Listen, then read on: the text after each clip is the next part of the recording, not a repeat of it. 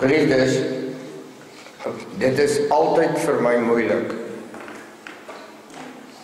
om voor die seuns en die dogters van my vader te kom staan. 'n Mens raak so oorbewus van jou eie kleinheid en soms van jou gebrokenheid. En dit is so moeilik om skrif te quoteer en skrif te breek vir mense wat weet wie is sy majesteit, hoe groot is sy heerlikheid en hoe diep lê sy majesteit. Maar laat my toe om vanoggend sommer net soos 'n klein seentjie te loop. En as ek so hier en daar struikel, hê my asseblief lief daarvoor. Want ons is veronderstel om mekaar te koester en te dra, vas te hou, te vertroos, te bemoedig. Terwyl ons besig is om onder die groot hand van die Allerhoogste saam te beweeg. Die naweek se tema was salwing en die verbond. Ek wil dadelik vir u kom sê dat dis nie twee entiteite nie, dit is nie twee onderwerpe nie, dit is nie twee aparte aktiwiteite nie.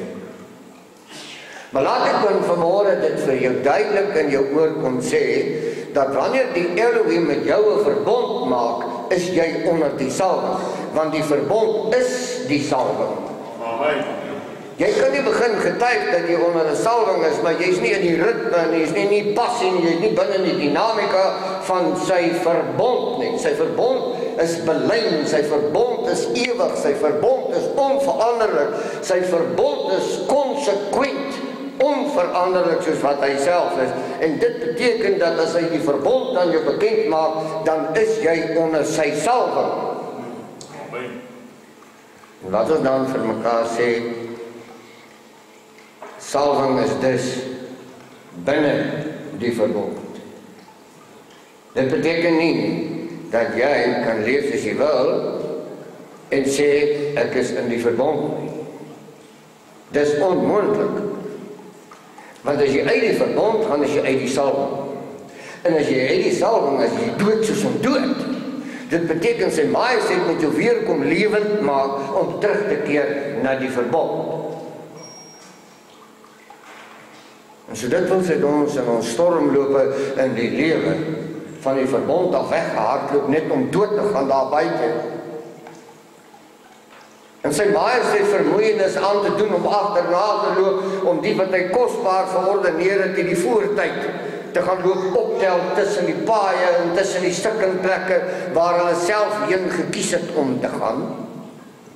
En die vraag in my hart is, verdien so 'n groot majesteit dat sy kinders so onverantwoordelik beweeg, terwyl hulle aanskou, terwyl hulle die buitens duisternis geroep het, maar sy wonderbare lig.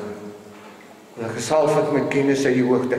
Hoe is dit moontlik dat sy majesteit elke dag agter u en agter my moet aanloop om ons te herinner dat julle seuns en dogters van 'n ewige verbond? Hoe is dit moontlik dat ons so harteloos kan wees? Hoe is dit moontlik dat ons skouers vierkantig kan maak en sê ek sal self? Nou kom ons sê dit vanmôre.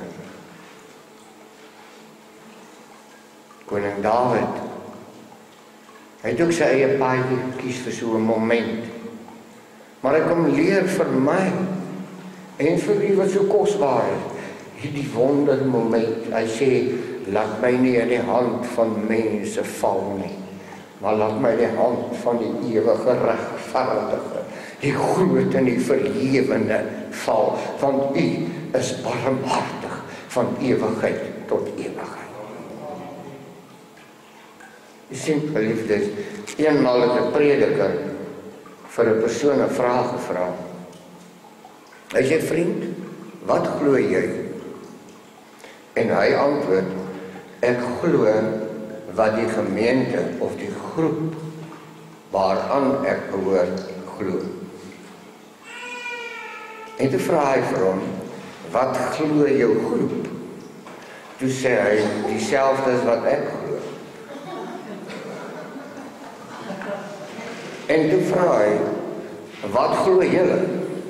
Hy sê, ons glo dieselfde. Ek sien geliefde, glo is 'n relatiewe begrip. En jy kan glo in die verbond. Maar as jy nie deel is van die verbond nie, kan jy glo net soos wat jy wil. Dit maak jou nie deel van die verbond. Jy is buite die salwing. In 1 Johannes 2:27, jy kan die skrifte daar oopmaak, dan lees ons met mekaar hierdie wonderlike gedeeltes dan nou saam. 1 Johannes 2:27, en die salwing wat julle van hom ontvang het. Kan ek jou opgewonde maak vanmôre? Dit is verlede tyd. Het. Die salwing wat julle van hom ontvang het. Dit beteken, dit is gedoen. Dit is nie iets wat nog gedoen moet word. En bly in julle. En dit is die vraag van my hart. Die salwing wat hy vir ons gegee het. Is die salwing in my hart? Is die salwing in jou hart? Is hierdie heerlikheid, die musiek van jou siel? Of het 'n stuk godsdiens wat afgeplat en afgewater het langs die pad? Hoe is die dinamika van hierdie salwing in 'n aktiwiteit in jou binnekant van jou menswees? Ek sien geliefdes, die teksvers van, en julle het nie nodig dat iemand julle leer nie. En ek vra 'n groot vraag in my hart, maar my koning, as die salwing binne my is, hoekom leer ek nog? Want hy sê, die salwing wat julle het, maak dat niemand julle sal leer. Dit beteken, of ons luister nie, of ons is buite die salwing. En dis die kwelling van my hart. So is dit ook waar en geen leuen nie. En so die julle geleer het, so moet julle in hom bly. Met die loop van die eeue, kom ons praat so 'n bietjie met mekaar as 'n gesin, as 'n familie. Hy sê, met die loop van die eeue het daar menige skrywers boeke geskryf waar hulle die letterlike teks met 'n groot verbeelding aangepas het om binne die oomblik van tyd te pas. En toe los hulle dit so, en toe beweeg ons aan. Nou is ons by hierdie plekkie, en ons kyk terug na tekste wat vir ons geskryf is, en dit verwar. Maar die vraag is, was hierdie verbeeldingstogte, of was dit doelbewus bedoel, om vir jou en vir my onder die verbond uit te rangeer, waar die salwing is? Want sê net vir my, hoekom het hierdie volk in hierdie land, hierdie bloedgekoopte volkie, hoekom is hy so vervlenter, verjaag, vertrap, verkragt, verwoes? Hoekom strompel haar kinders? Daar's net een rede, dat die ridders, die vorste en die vorstinne van my vader is nie onder die salwing nie. Dis hoekom die kinders in 'n verwoesting hier buite lê. Hierdie is nie aldag nie, maar dis 'n roep. Wat as ons te waag om te sê dat ons aanbid die ewig lewende? Waarom is ons buite die verbond? Waarom is ons buite die salwing? Watter rede? Miskien kan 'n mens die volgende sê, dat hulle het 'n nuwe soort evangelie gebou. En hierdie nuwe soort evangelie was 'n passie-evangelie waar alles en almal lief gehê moet word, want dit beteken om hulle lief te kan hê, moet jy die verbond laat, jy moet sy majesteit verlaat, jy moet jou rug draai op die salwing om alles en almal te kan loop lief hê wat in hierdie kosbare boek nêrens geskryf is. My vraag in my hart is, kan ons nie begin om onsself te vergewe, deur te sê, Vader, vergewe my, dat ek anders lief gehad het as wat U my voorgeroep het. Vergewe my, koning. Vat my nog net eenmaal aan my hand en bring my terug na die glorie plek wat U vir my afgesonder het.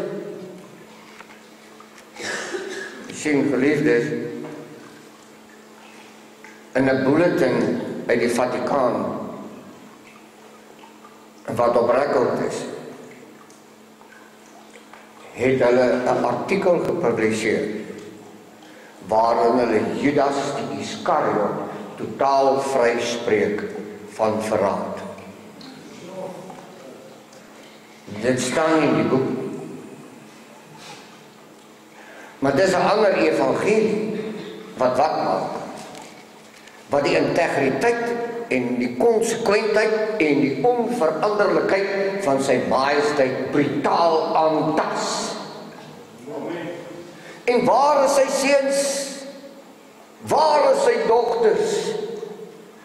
Waar is die vorste en die vorstinne van die tyd? Waarom piep hulle in die stof? En waarom maak hulle verskoning vir hulle eie verslenterde lewens, wat 'n getuienis daarvan is, dat hulle nie skitter onder die salwing wat oor hulle uitgeroep is nie. Jy sien, geliefdes, ons met mekaar reguit praat. Petrus waarsku in 2 Petrus 3 vers 17, jy moet gou daar oopmaak van die wat iets skrif hier het. Nou dat julle dan vooruit weet, dit is die refrein wat ons moet roep. Weet ons nou iets vooruit? Ja, ons weet nou iets vooruit. Hier is 'n vreemde verbond met 'n vreemde salwing, wat niks te maak het met die verbond en die salwing van die nie, want as dit was, waarom het hierdie volk week na week by oop graf te staan en ween? Waarom het hierdie volkie bannelinge geword binne in gelofte land? As hy dan onder die salwing was hy beskik deur die naam en die krag van die Allerhoogste. Het sy nooit ooit nodig gehad om verskoning te maak vir dit, die uniform wat hy vir haar aangetrek het. Amen. Waar is my kinders, is die vraag wat sy majesteit vra. Nou dat julle dit dan vooruit weet, geliefdes, moet julle op julle hoede wees. Hoekom? Ons kom daarby. Dat julle nie miskien meegesleep word deur die dwaling van sedelose mense en wegval uit julle eie vastigheid. Mag ons vanmôre die scenario skets. Broers en susters gaan op in verskillende gelowe, verskillende kerklike oortuigings. Luister my mooi, my volk wat in die kerk sit, ek is lief vir hulle. Heeltemal. Weet jy hoekom? Want my koning gaan hulle uithaal. Hy het so gesê.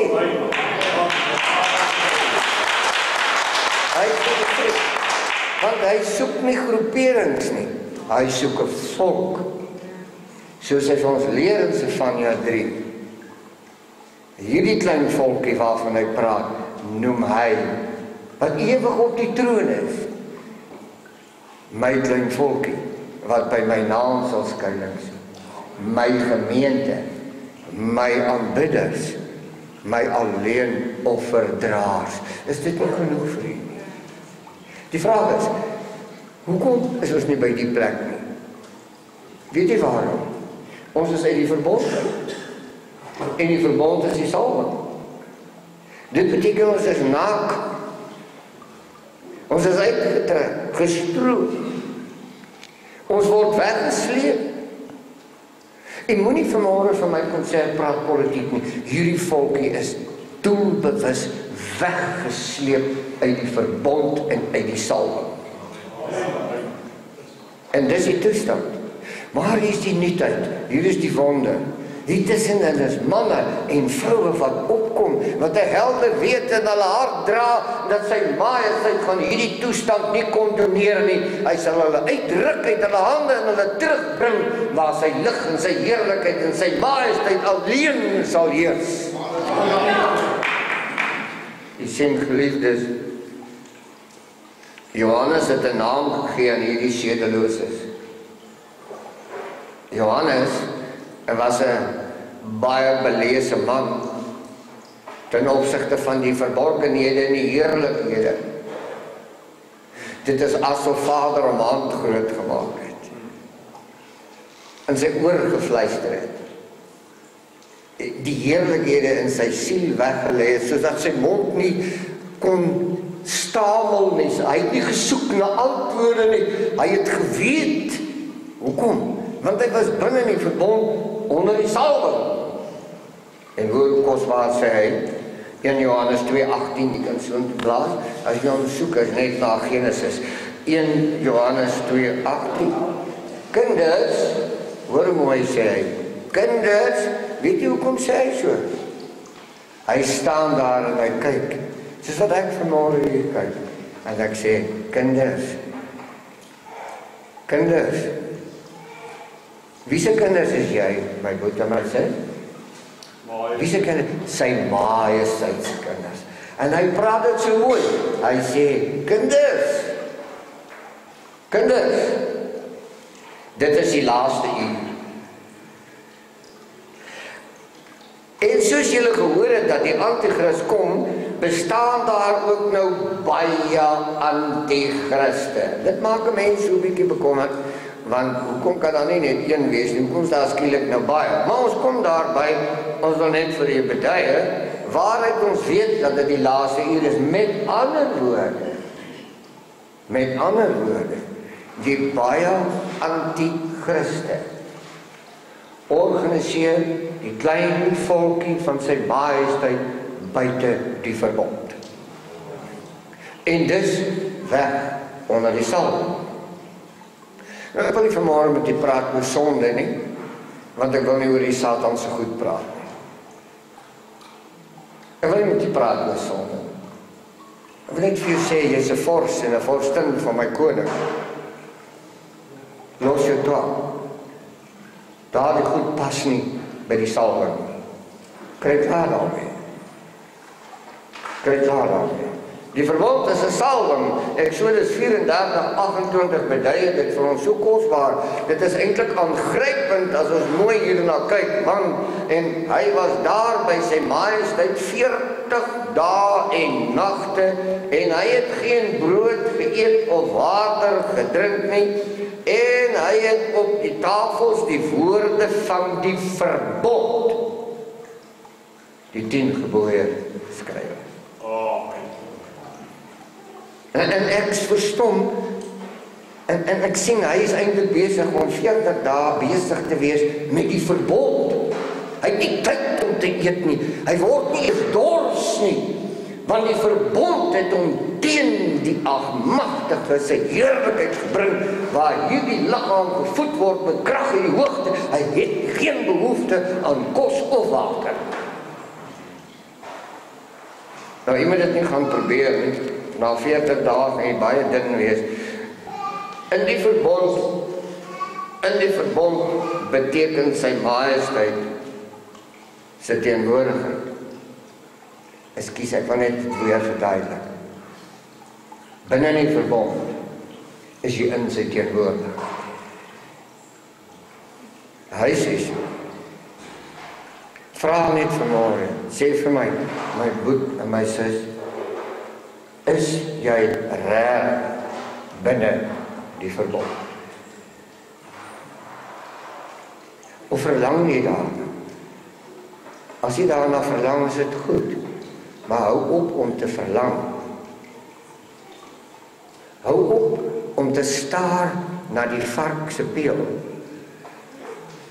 Draai om en kom huis toe. Nee, maak eens 'n bietjie vuil. En ek ruik nie so lekker. Ek sien sy majesteit sê, vat hom, skrop hom mooi skoon. Geef vir hom 'n nuwe kleed. En sit 'n kroon op sy kop. Sit 'n ring aan sy vinger en trek vir hom skoene aan sy voete.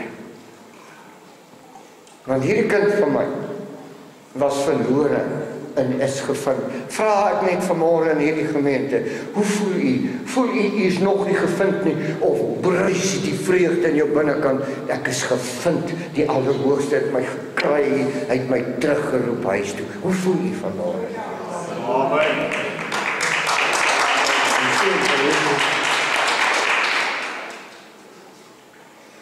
Ons moet dus die waarskuwing ter harte neem. Anti beteken in die plek van. Om het mooi luister. Anti beteken in die plek van.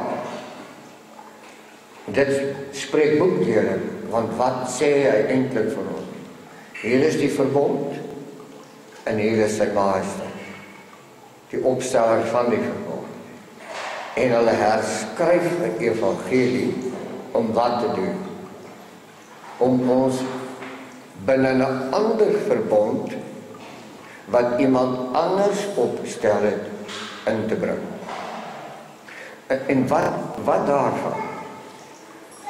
Daar is niks mysterieus aan die anti-kris nie, want die disippels vra 2000 jaar gelede vir Messia, wanneer moet die anti-kris kom wat u van praat? En hy sê, voorwaar ek sê vir julle, dat hy reeds gekom het. Ek sien nie baie manne wat praat oor die anti-kris wat gaan opstaan, maar 2000 jaar terug, toe sê my koning, hy het reeds gekom. Wat sê hy wat ons nie verstaan nie? Hy sê, hier is 'n ding wat hier opgerig word, wat in die plek is van my heerlikheid, 'n plek in die plek van my majesteit, in die plek van my waarheid, in die plek van my salwing. Is dit nie waar nie? Jy sien geliefde, Matteus 7:15 gee vir ons 'n pragtige aanduiding. Dit is asof sy majesteit self so met sy vinger wys na die probleem. En dit laat my voel om vir u te sê, u is nie die probleem. En dit wat u aangehang het, was die probleem. U is nie die probleem nie. Die verbond waaronder u groot geword het en geleer het, is die probleem. En dit beteken dat ons 'n nuutheid van gemoed moet ontvang, sodat ek van dit ontslae kan raak en kan inbeweeg. En weet, al kom ek met my vodde hier aan, sy majesteit gaan my reinig. Matteus 7:15, ek ken die skrifte so goed, jy kan dit byna uit die kop uit op sê, maar vergun my om hierdie passie oomblik aan u te beduie. Matteus 7:15, maar pas op vir die valse profete, pas op vir die valse profete. En hierdie klein volk hier, baie manne wat sê, hierdie volk gaan dit in die suidpunt van Afrika nie maak nie. Dis klaar, dis oor, dis verby.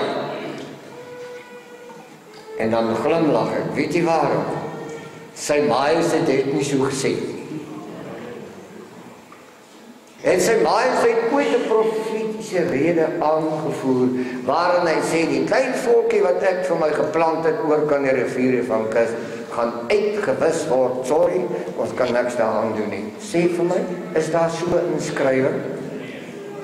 Nou maar, wie wil u glo? Die valse profete, of wil u sy majesteit aanhang in die volheid van sy glorie? Ek kan nie sonder hom leef nie. Ek kan nie sonder hom praat nie, ek kan kan nie sonder hom sing nie. Ek kan nie vandag terugry huis toe sonder hom nie. Ek kan nie môre opstaan sonder hom nie.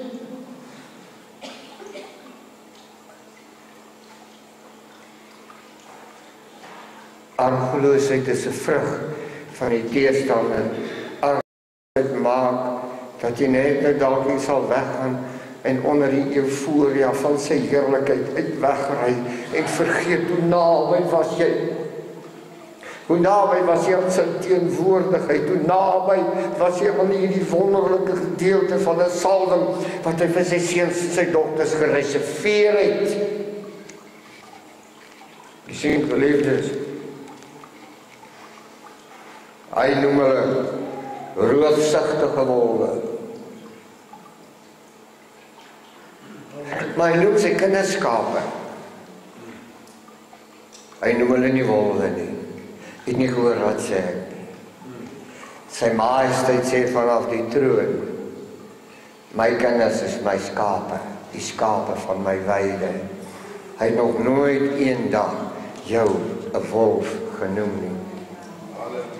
Hy sê vir sy skape, oppas vir die valse profete, want hulle is roofsugtige wolwe. Hy wil jou roof van die verbond, hy wil jou roof van sy heiligheid, hy wil jou roof van jou salwing wat jy reeds ontvang het.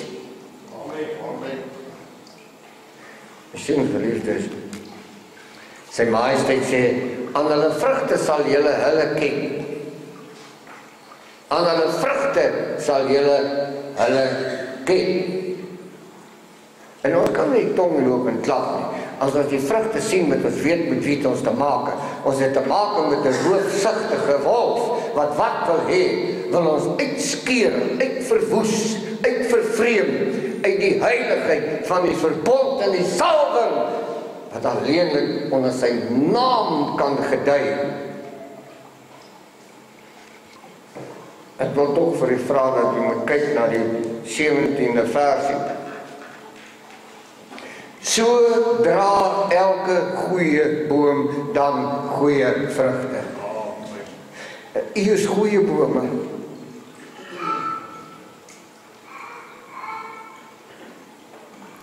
Ek het sien hulle het verlore jare hierdie interessante ding gedoen, wat Jeremia 10 destyds al van skryf, hierdie Kersboom. En Jeremia sê, hulle gaan haal hom daar in die bos, en dan kap hulle spykers om, dat die ou regop bly staan. En dan doen hulle allerhande goed, hulle hang pampiertjies daar, en blinkertjies, en allerhande goedjies, en so aan.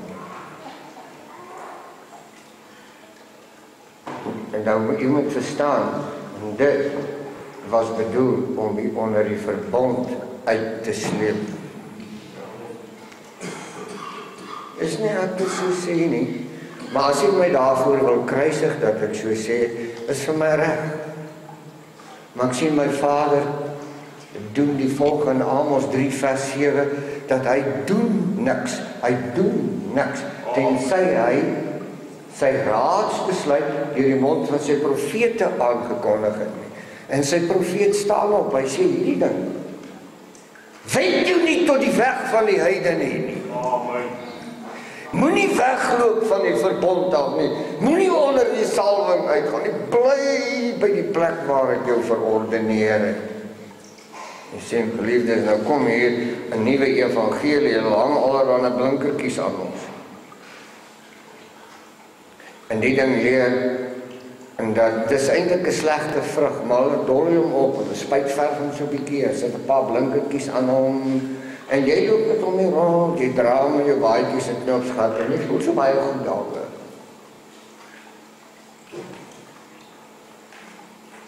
Jy verstaan nie. Ons is mislei, die boek sê so. En as ons dit dan nou vanmôre vooruit weet, wat gaan ons daaromtrent doen? Gaan ons weer kerk speel, of gaan ons hierdie volk word wat sy majesteit verordeneer het? Gaan ons veg onder mekaar, die vorste en die vorstinne veg so onder mekaar, en die hele lot is buite die salwing en buite die verbond. Wie dit veroorsaak? Roofsugtige wolwe. Nou hier is nou die bome, die goeie bome. Mag ek vra vanmôre? Ek wil sommer die vra dat die, as dit moontlik is, sommer net die hand opsteek. Wil jy nie gaan kyk, hoe lyk jou vrugte? Wie wil gaan kyk? Prys sy naam. Ons gaan kyk, wat se vrugte dra ons. En die enigste plek om dit te gaan loop kry, is in die boek van ons Vader. Jy gaan hom daar kry. En ek sien, ook hoe Paulus vat hom so mooi raak, hier in Galasiërs 5. Hy sê, dit is die vrug van die Gees. Dit is die vrug van die Gees. Hoofletter, watter Gees is in ons, dat ons nie goeie vrugte dra nie. Hy sê dan, julle is goeie bome, en 'n goeie boom dra goeie vrugte. En waar kom hierdie eienaardige slegte vrugte dan nou vandaan? Maar het gaan verder in die 18de vers en hy sê vir ons so, 'n goeie boom kan geen slegte vrugte dra nie. Kan ek halleluja kry? 'n Goeie boom kan nie slegte vrugte dra nie. Sê vir my, as jy 'n goeie boom, nou as daar slegte vrugte by jou is, dit is nie die boom se vrugte nie. Dit is die misleier se vrugte. Dit pas nie by 'n goeie boom nie. Jy sien, geliefdes, Messias stuur sy disippels uit met 'n waarskuwing. En daardie waarskuwing het deur die eeue gebly echo tot hier waar ons vanmôre sit.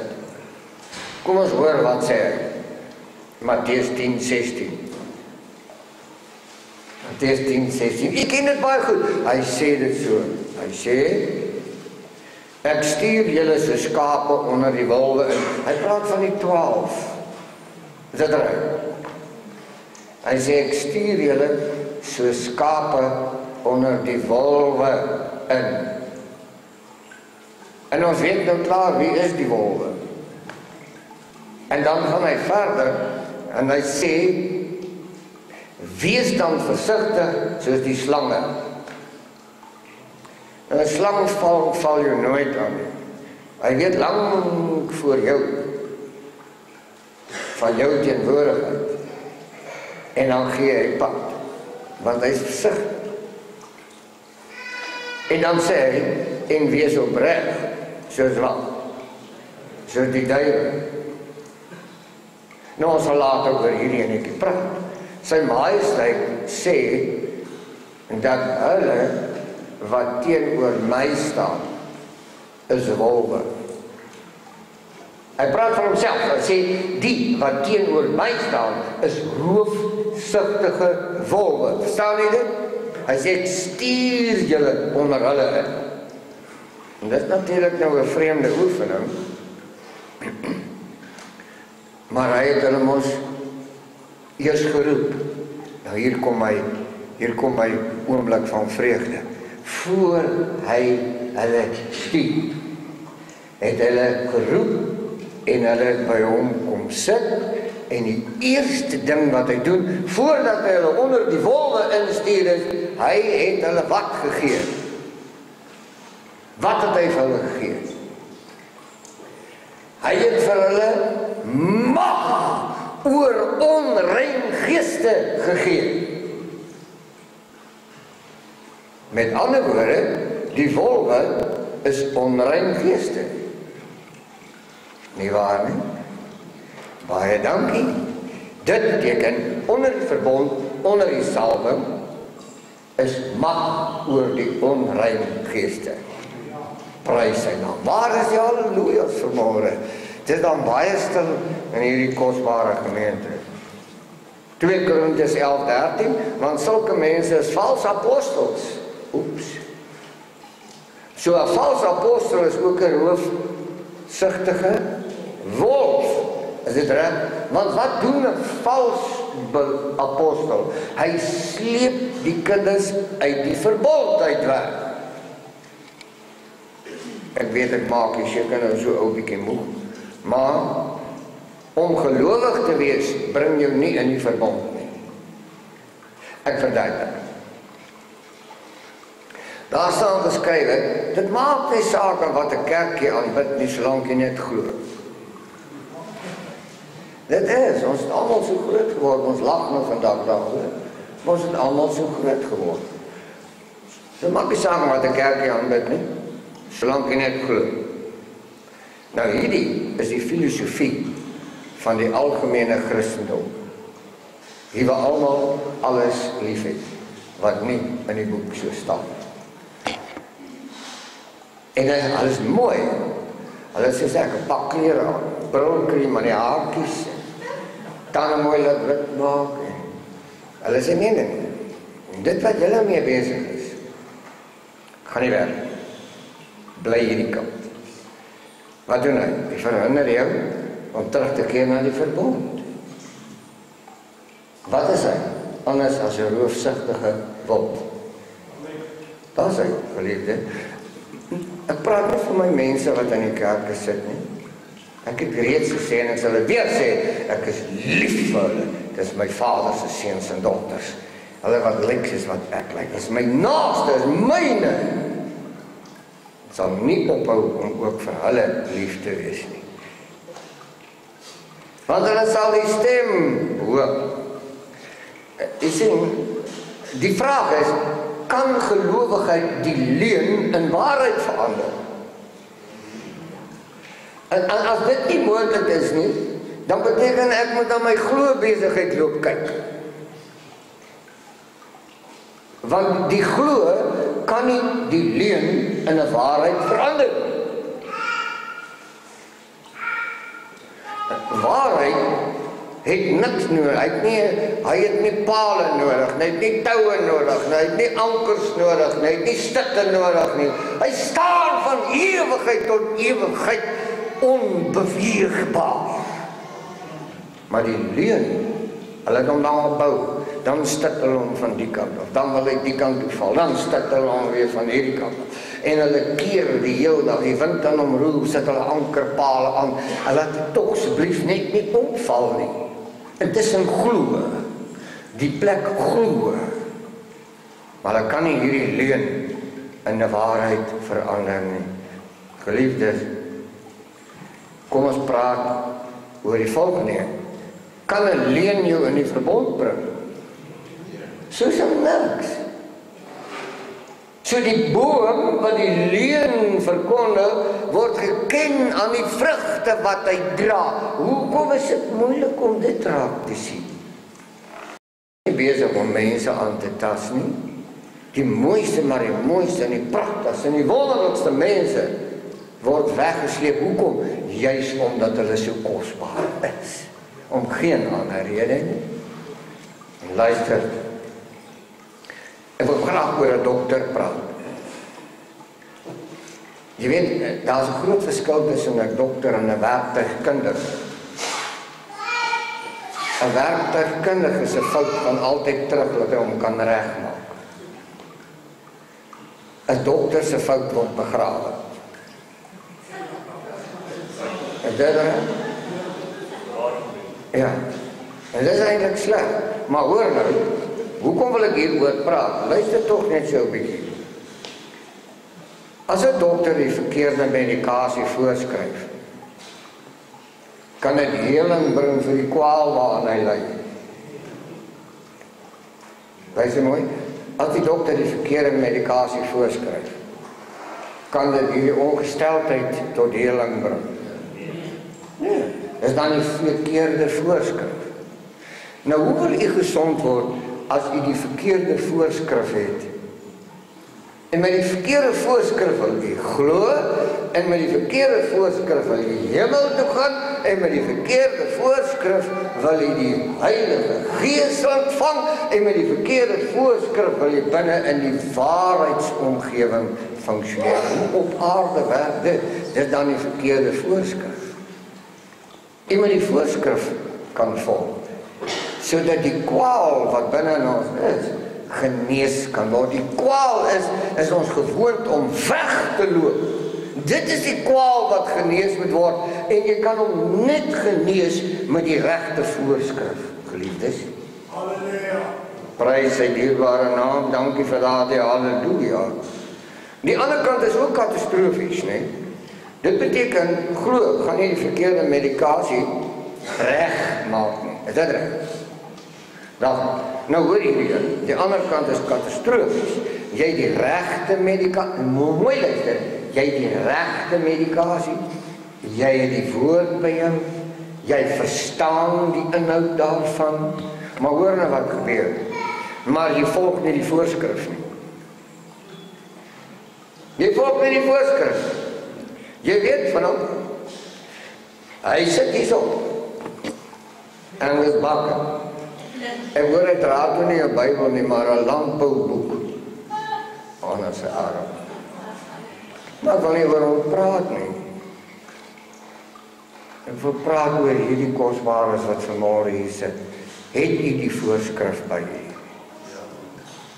En as u vanmôre ja sê, hoekom volg u nie die voorskrif nie? En julle sal vir my 'n volk wees, en ek self sal julle Elohim wees. Amen. Nou wat nou? Dis die voorskrif. Die voorskrif sê, wees my volk. Ek het jou verordeneer vir daardie volk. Ek het net met hierdie volkskap 'n verbond gesluit, en binne in hierdie verbond lê die salwing. Geliefdes, kom ons praat so 'n bietjie verder, anders loop die tyd lank uit. Wat daarvan as die sieke sterf terwyl hy of sy die voorskrif gevolg het? Wat daarvan? Wat daarvan as die sieke sterf terwyl hy of sy die voorskrif gevolg het?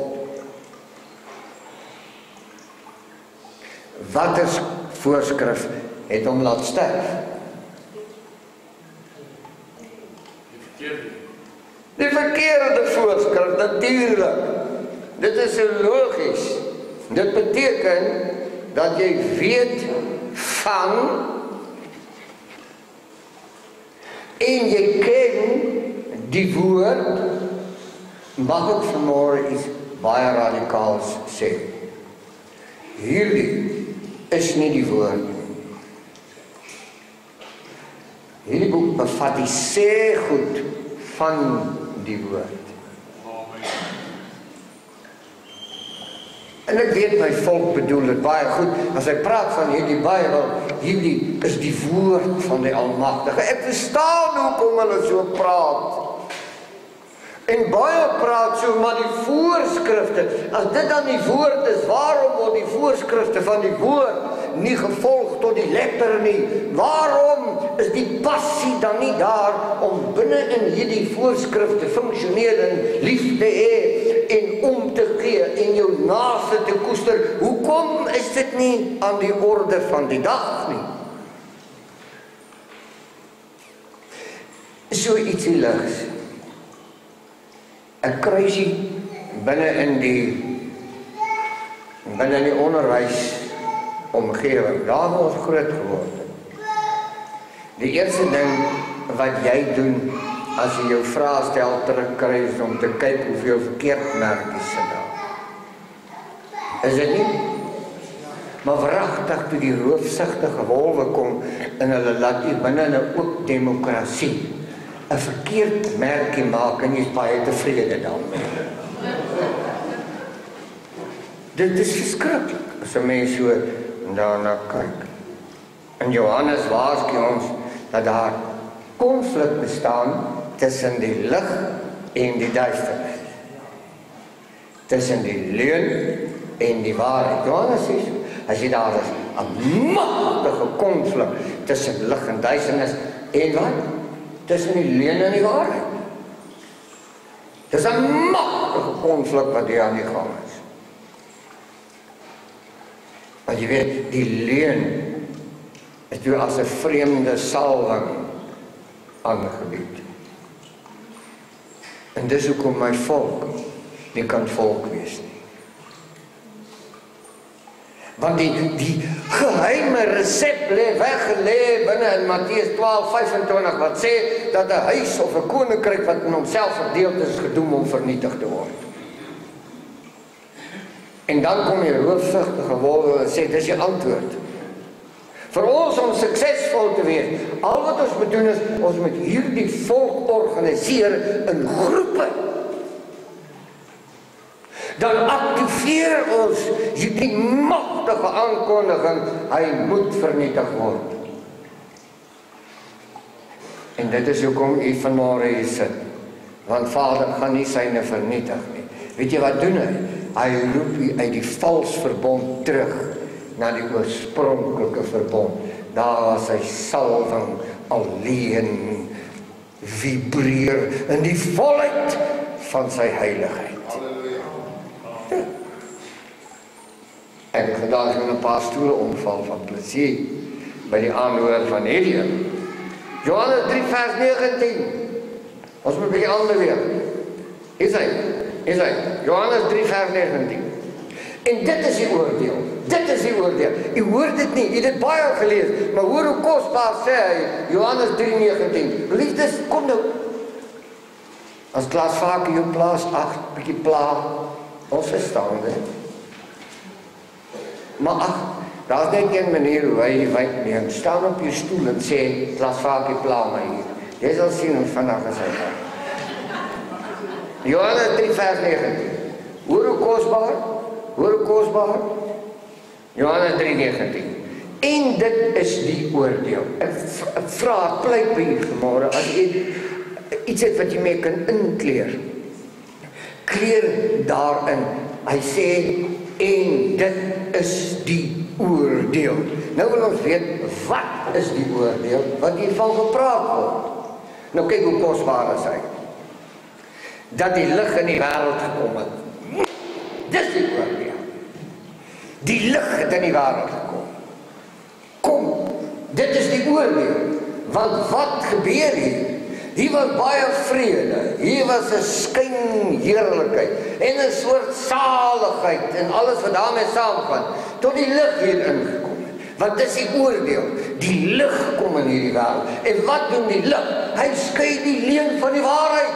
Hy skei die lig en die duisternis. Hy gaan nooit daarmee ophou nie. Dis 'n kontinuïteit, want dit is die verbond. Ekskuus as ek daar praat, maar maak my so opgewonde om te weet dat u sit vanmôre hier, want die lig het hier ingekom en die losgemaak van die duisternis en die losgemaak van die verfoeisels en die teruggebring. Hy begelei u terug na die heerlikheid wat vir ons weggelê is. Geliefdes. Prys sy kosbare naam. En die mense die duisternis liewer gehad as die lig. Mense is Adam. So die wolwe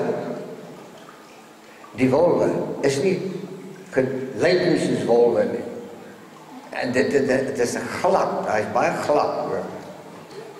Strak dassies en mooi. Glad. En hulle doen wat. En die mense die duisternis liewer gehad as die lig. Geliefdes, kom ek vra net vanmôre vir u. Sien net vir my in hierdie oomblikke, hoe voel u oor die almag en die volheid van sy majesteit? Hoe voel u daaroor? As u van my sê, dis 'n werklikheid, dis 'n onstuitbare heerlikheid, dit is 'n energie wat se buitemates nie gevind kan word nie. Hierdie is net so groot as wat hy self is. En wat wil ek vir u daarmee sê? Dis hy wat u geroep het om hier te wees. So die wolwe het u verloor. Prys hom! Die wolwe het u verloor. Vir altyd en vir ewig. Ons word beroof van die salwing, omdat die valse antichrist, wat 'n gees is, het wat gedoen? Het vir ons wat kom doen? Vals doktrines kom aanleer. Dis buite die voorskrif. Maar ons wil geseënd wees, ons wil beskerm wees, ons wil in vrede wees, o ja, en ons wil 'n dik beersie ook hê. Dit gaan nie gebeur. Ons moet die voorskrif kan volg. 1 Timoteus 4 vers 1. Kom ons praat gou. Ons het net met die inleiding gehoor dat my kinders dit weet, dit sien, dit is die laaste uur. As julle al hierdie dinge aanskou, dit is die laaste uur. Nou hoor nou mooi, 1 Timoteus 4:1. Maar die Gees sê uitdruklik, hierdie is baie interessant. Wie van julle het al ooit gehoor pa en ma sê, ek het klaar met jou gepraat? En julle het dit al gehoor? Ek het, ja. Ek het klaar met jou gepraat. Nou hoor wat sê hy, dis eintlik bietjie sagter, maar dit is net so magtig. Hy sê, en die Gees sê uitdruklik. Ken jy die woordjie? Ja. Dat in die laaste tye sommige van die geloof afvallig sal word en verleidende geeste en lerings van duiwels sal aanhang. Ons sien dit reg voor ons oë en sê nou vir my net vanmôre ek is verkeerd, want die kinders van die heerlikheid, die kinders van die lig, die kinders van die koninkryk, die vorste en die vorstinne van my Vader is die teikens. Hulle moet verlei word, hulle moet verwoes word, hulle moet geslag word. Geliefdes, die tweede versie, deur die geveinsdheid van leienaars. Hoor mooi, hy kom eintlik sag hoor, deur die geveinsdheid van wat? Deur die geveinsdheid van leienaars. Kom ons sê dit vanmôre. Die boek sê, wie is my naaste? Dis die voorskrif. En die verleidende geeste leer my dat die wat ook nie is soos wat die boek sê ek is nie, is ook my naaste. Maar dit is mos geveinsde leenaars, is dit nie? Maar sien nie dit? Hoe kosbaar is ons binne in die laaste uur? En nou dat ons weet, ons is in die laaste uur, hoe gaan ons veranderings aanbring in ons verstaan van die voorskrif? Gaan ons dit opsoek? Gaan ons mekaar bemoedig? Gaan ons toelaat dat ons bedien word, sodat ons kan terugkeer na hierdie heerlikheid? Geliefdes, Hebreërs 9 vers 8.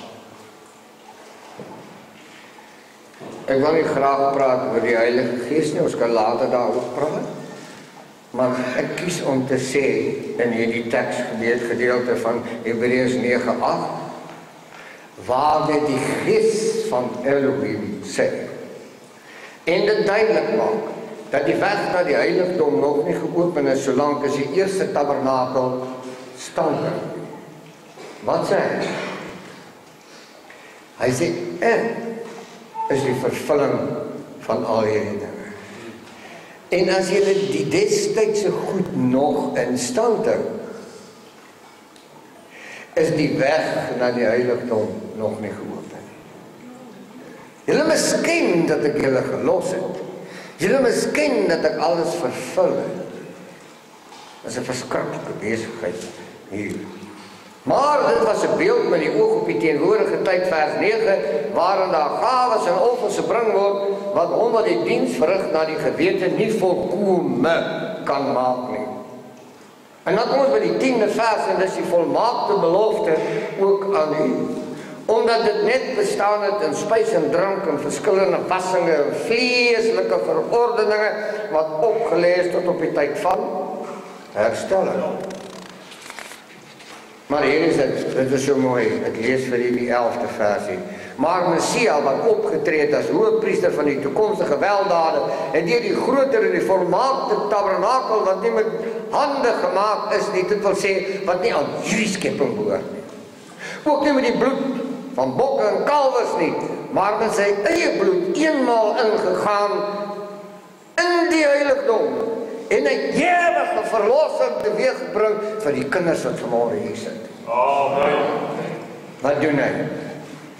Hy bring ons terug in die verbond waar die salwing die finale aktiwiteit is. Hoekom voel ons nie goed daaroor nie? Hoekom voel ons nie goed daaroor? Kom ons praat ten slotte uit 1 Johannes 4 vers 2. Hieraan ken julle die gees van die Elohim.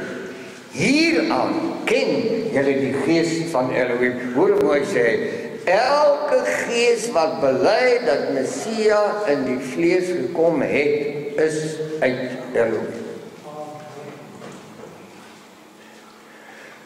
Miskien is dit 'n aanvegbare teksgedeelte wat 'n mens moet ondersoek, maar 1 Johannes 4 vers 3 sê, en elke gees wat nie bely dat Messia in die vlees gekom het nie, is nie uit Elohim nie. Kyk hoe mooi doen hulle om.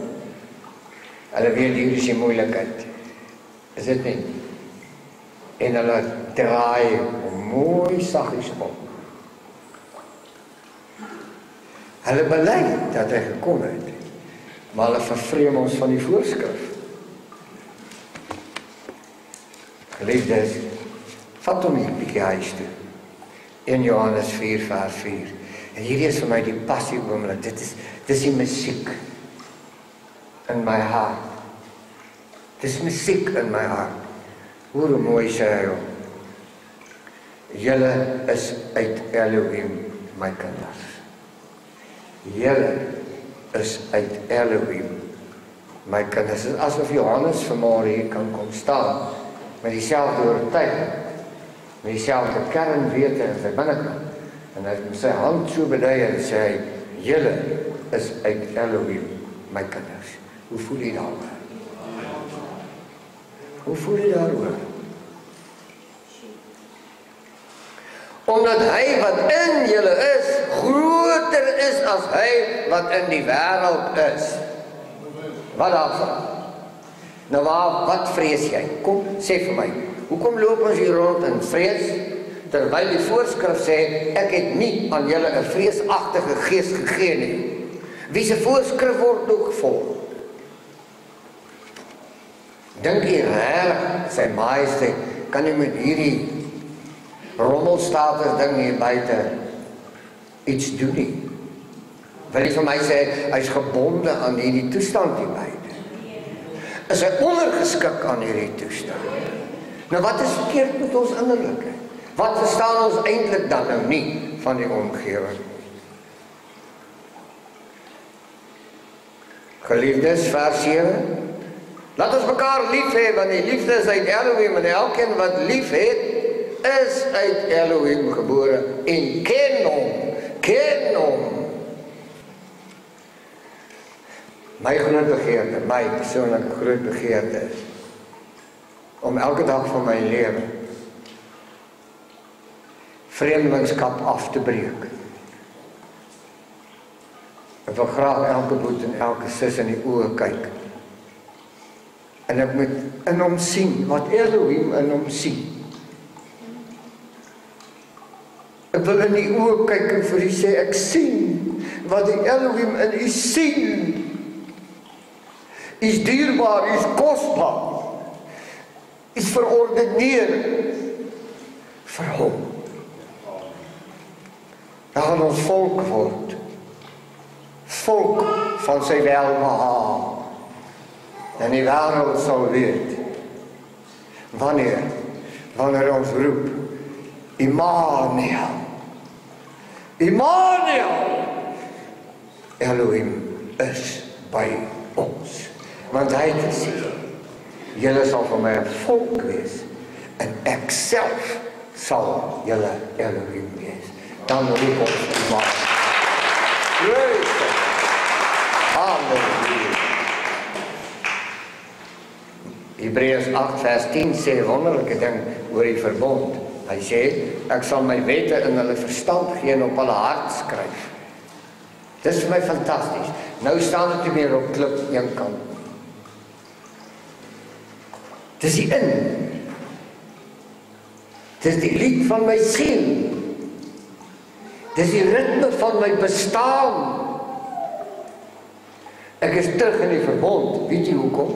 Ons het gelees in Exodus 34, die 10 magswoorde is die verbond. Het jy dit vergeet? Nou kom die koning en hy sê, ek skryf daai verbond nou binne in jou hart. Waar hy hoort. Ek sit my verbond in jou binnekant, ek sit my verbond in jou siel, ek merk jou gees met my ewige verbond. Dis die kosbaarheid.